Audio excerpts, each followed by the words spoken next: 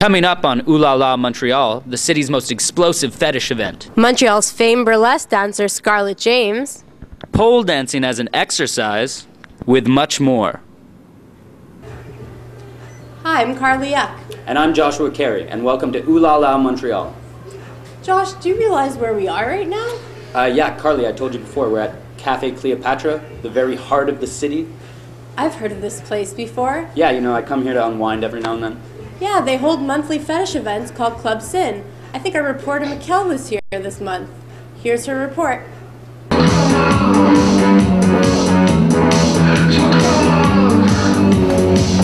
at a fetish night, I have to wear my diamonds.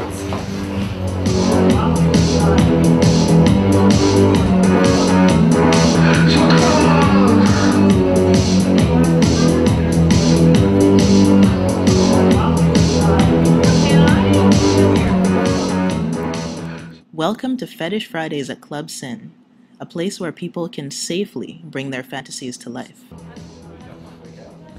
It's not about image. It's about really what I do to people in parties, in my spare time. It's like what I've been doing for years. It comes naturally, and it's about female domination. This is a servant, and this is a slave. I don't know if you can see the difference. It's not apparent in the dress. It is just apparent in the mindset.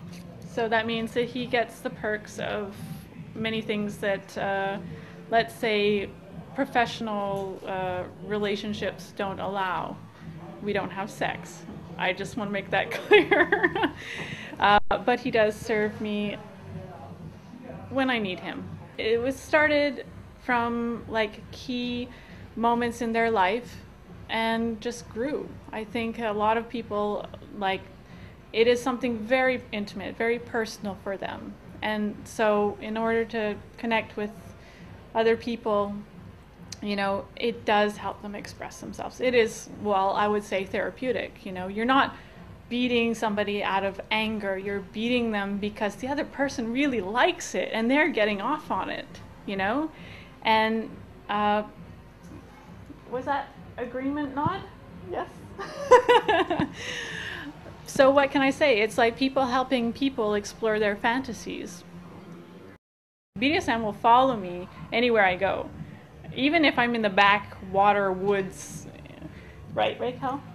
Even if we're in the countryside where there's no civilization, BDSM follows us. For Ooh La La Montreal, I'm Michael Bramadat-Willcock. This whole area is getting destroyed. It's actually becoming not just a destruction, but a real massacre of the Maine. The owner is in court fighting the expropriation issue, which the developer is wanting to expropriate this building and take it over and build his grandiose scheme. And we're saying an office tower, no matter what, it does not belong in what is supposed to be designated as the Quartier du Spectacle. We're actually losing more show venues right now as we speak. We're going to be losing a cabaret in Juste pour Rire, just up the street on Saint Laurent near Sherbrooke. That's disappearing as of January 1st. 2 venues right in there. So, what is going to be the Quartier du Spectacle? It's going to be Place des Arts and Théâtre du Nouveau Monde at the rate it's going. Wow, that's really a real entertainment district. We're not high-budget artists. You know, there's a reason why we perform at this place and use it and produce our shows at this place compared to going over to Club Soda or other places. There's something very right about this place for me and for a number of other people that work here and produce their shows here. Where would business owners and residents go? You tell me. Carly, I'm so excited to see Burlesque. What about you? I'm really excited to see this movie, but I'm a little jealous of Karine because she got to see a real burlesque dancer, Scarlett James. Here it is. Scarlett James is not your average businesswoman. Instead of suits and blouses, she wears corsets and feathers. Her specialty? The art of the tease. But burlesque is not only about removing your clothes. For Scarlett James, it is a vibrant part of Montreal's cultural history. It's important that everybody remembers what it is because it's so much fun It's celebration of women. It totally respects the male gender as well. That it is an art form, and we should not forget that. So it's very important to keep it alive. Burlesque has not always been a part of Scarlett's life. She first studied fine arts in Europe. One fateful day, her friends took her to a show in Montreal. I really didn't grow up in an environment where we could do all those things, but you know, when something's refused to you, you crave it even more. So that's what happened. When I saw burlesque, I realized that everything I couldn't have growing up, I could blossom in it. It was love at first sight. Scarlett studied burlesque's history.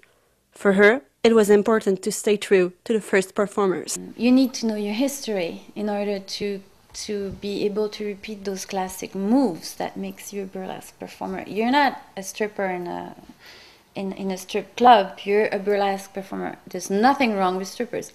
It's just something totally different. The style is different, the moves are different, the dancing is different. So you really have to be careful because you need to preserve that difference, you know? Because if everything is the same, it's not fun anymore. After 6 months, she was ready for her first performance. I could hear my knees going clack, clack, clack, clack, clack, clack, clack. But I loved it. It was the first experience. It was the first time I was coming out with my white costume. I had a great response. I went backstage. I was really excited. And I said, I really like it. In 2009, Scarlett decided to make things happen. Responding to growing demands from the audience to see burlesque, she created the Montreal Burlesque Festival. For her, no other city in North America deserved more its own festival than Montreal. Montreal was Vegas before Vegas, and I say that all the time. But it was true. We had large amount of clubs where there was live entertainment. And it's all gone now, almost. Scarlett James will be back in town with the Grand Burlesque Show from March 10th to March 12th. And if you cannot wait until then, well, grab your boas and give it a try. For Oulala Montreal, I'm Karine Guillet. Well, we're at the cultural hub of Montreal, eh, Nick? Right, corner of St. Catherine and the main, St. Lawrence Boulevard. Yeah, you're going to show me all the hot spots? Yeah, well, the sun is just about to set. Montreal had always been a wide open city. It was Canada's sex capital. Montreal had that aura of sin. Even before the Quiet Revolution, there was a huge sexual entertainment scene here, a prostitution scene. Nightlife became legitimized by the new feeling of modernization. So, for example, early in the 1960s, one of the big signals of opening up was the removal of film censorship. Quebec was way ahead of anywhere else in North America in reducing the grounds for censoring films. That aspect of it is just one signal that things were really opening up, and that went hand in hand with the laicization of Quebec society as a whole starting in the early 60s. Oh, it's really cold outside, Josh. Do you think we could step inside this church and warm up a bit? Carly, I don't think they're going to allow us to shoot a show about sex in a church. Well, Joel just found out what a priest and a rabbi have to say about sexuality in our city of sin. Oh, all right. Well, then let's check it out. I think that Shomer Negia can be looked at as an extreme in relation to the opposite extreme, which is, let's say, free sex. Rabbi Bernath represents his religion at Concordia's multi-faith chaplaincy. He can't touch any woman but his wife according to the Jewish law of Shomer Negia. The balance starts with boundaries. If you want to get to the middle, you don't strive for the middle. You go to the opposite extreme and you end up in the middle. So in order to go to the opposite extreme to end up in the middle, you have to create some kind of core value system. And in my opinion, Shomer Negia sets the tone for that core value system. Is sin in our society really making us more happy? Judaism has been resistant to change for thousands of years. What about the fact that people are not getting married? That relationships are not staying, they're not sticking? Do we put any value on that? Is that important to us? Or have we just broken every barrier, and as a society we really couldn't care that relationships don't exist and that people are really unhappy in their relationships? Montreal is less strict about sex since the revolution. Reverend Ellie Hummel has gone with the tides in her own way. I belong to one of the few churches that not just has openly gay and lesbian leaders, but also does same-sex marriages. Times are a-changing in Reformed Christianity. This openly gay reverend wants to talk about it. But I think now it's not as taboo anymore, and in some way that's healthy, but we have to find ways in which to contain that conversation, I think. Come join the discussion on campus or with your own religious leader. Trust me, they love to talk. For Ooh La La Montreal, I'm Joel Balsam. Check it out, guys. Strip club downtown, 2 beers, $7. More contact than a hockey game, you're guaranteed. Come on, don't be shy. Lesbian show. Keep place for dessert because we have nice cherry for the Sunday, guys. We're warm people, like chaleureux. On est du monde chaleureux. So I don't know. We like going out. We like a nightlife. Nightlife in Montreal, it's amazing. We like to party. We like to have good ambience, good food. I don't know why we're like that here. It's because maybe of the 4th season, you know. On summertime we take out everything. Wintertime we hide our secret with clothes, and then once inside we take out everything. You know, it's like a mystery every time. In wintertime, I don't know. Josh, what are you doing? I'm exercising, Carly. Don't you know the benefits of pole dancing? Nope. Well, here's Megan with more.